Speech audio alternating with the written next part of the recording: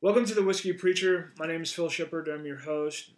Today I have Becky hanging out here with me, and we're here to talk to you about National Coming Out Day. Becky, thanks for joining me. And since it's no surprise, since we're talking about National Coming Out Day, let's talk about you coming out. Let's talk about me! Yay! Awesome. Becky is a part of the Eucatastrophe community and good friend of ours, and I wanted to film this short video about your experience coming out. That's been a huge process in the last year and a half, and you're a seminary student. I am. You're a recovering Southern Baptist, and you are looking to be a minister and possibly a chaplain one day. And so I want to talk briefly about how you've invited people into your life to live out that process. So can you tell us a little bit about your background? A little bit about my background is recovering Southern Baptist, fundamental Christian, growing up. College years, started struggling with the whole sexuality thing, and really just kind of lived in the closet, far back in the closet. Went to a conservative seminary for many years. You can throw them under the bus. I'm okay with that. Okay, Southwestern, down the road. Yeah, I went there for a long time. I can do it. And really became disillusioned with the church as I knew it, and just a lot of different things that I just couldn't get behind, didn't fit with. And so, about the time I left church, thought ministry, it's not for me anymore. And why specifically did you think?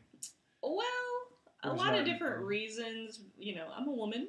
Yeah. They don't really like women in, Southern Baptist life. A lot of different Christian traditions don't really embrace women in ministry fully. Very institutional, I guess.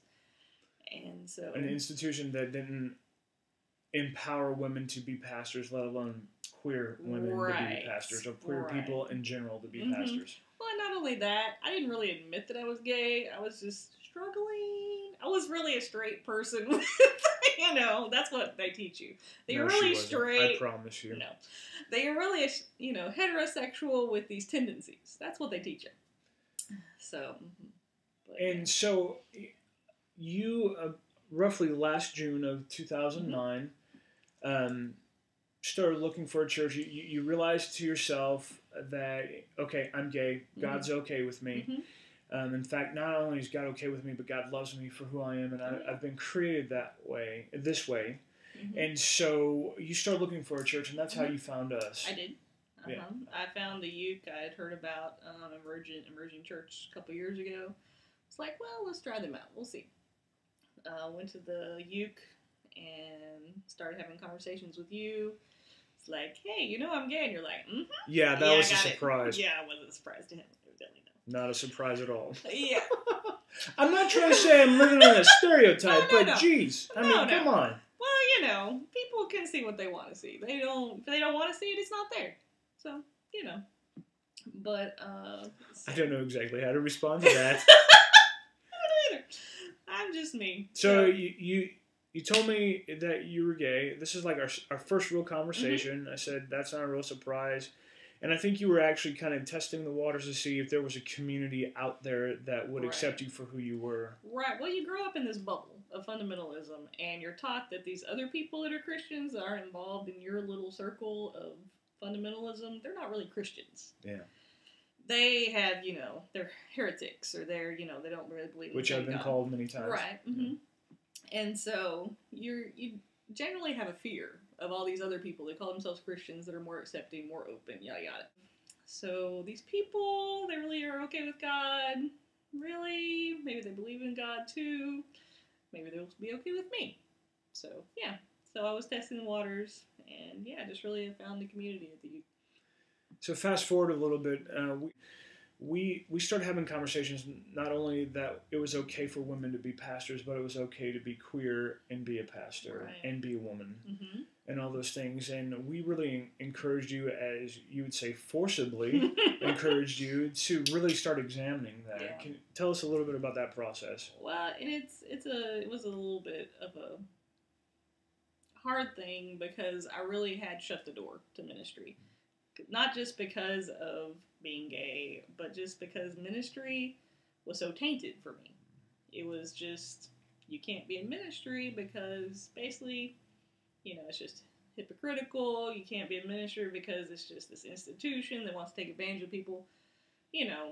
It's just all about money and numbers and manipulating people to do what you want. It's basically what ministry had been for a long time. And for me, yeah. And in that world. And, they say it's different stuff, but really it kind of comes down to those two things. And so I just began reimagining what ministry could be, that it could be pastoral, that it could be building relationships with people and caring for them and, mutual caring and those kinds of things. And like you said, you kind of was like, why are you giving up on this? You should do this. Why don't you go apply to Bright? It's down the road. You need to do it. And I'm like, okay, I'll do it. So and you love it there, don't you? I do. It's my second semester, and I do love it. Mm-hmm. It's great. They're open and affirming and diverse. I think that's what's on their website. So now, I've heard you say that you've invited people into your lives in this conversation instead of not necessarily say coming out, but you've invited people into your lives, and that you now live life on the other side of the closet. I know in that process you had a conversation with your family that didn't necessarily was the highlight of the coming out of the closet per se, or inviting people into your life. Right. You invited them into your life and they didn't necessarily go so well. Yeah, it went okay. It's getting better. It's been about a year since I invited my family to join this journey of me being gay. And, my family, they've had mixed reactions. They don't really know what to do with it. And the whole Christian thing and God, the Bible, that whole Bible thing is really hard for them. And so, but, it's getting better. More conversations, more acceptance. So, what was one of the main elements? Since we're talking and encouraging folks that it's okay to come out and invite people into their lives and live on the other side of the closet, because October 11th, 2010 is National Coming Out Day. What is one of the key elements that gave you strength to be able to do that? Or is there a handful of them? Yeah, I don't know if there's just one thing. There's this coming out process, they call it, coming out to yourself, coming out to your immediate family and friends, and coming out to the world. I did that. But really, after I came out to myself, and to you were the second person I told. And so really finding a community, really finding people that are supportive and just love you for who you are. And for me, back in the day when I was in this bubble of being told who I was sinful, you're pretty much taught that no, you're alone. You're alone and you can never have a healthy, happy, whole life if you're gay. Which is a lie. It just is. Because I'm happy. I'm healthy. God loves me. And it's great. And I love God. And I'm in seminary with people who love me and support me. And, it's good times. And but when you're there in that world, you can't imagine something on the other side of the closet. But it's good. It's amazing.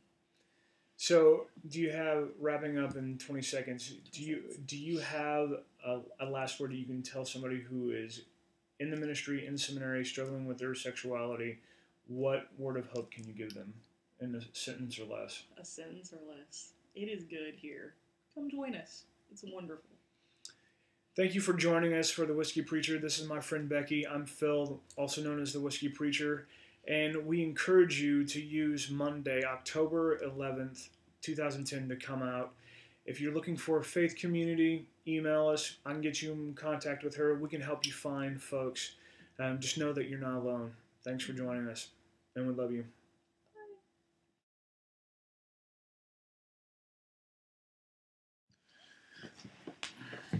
Come over this way. Welcome to The Whiskey Preacher. Thank you for joining us. That sucked. Welcome to The Whiskey Preacher.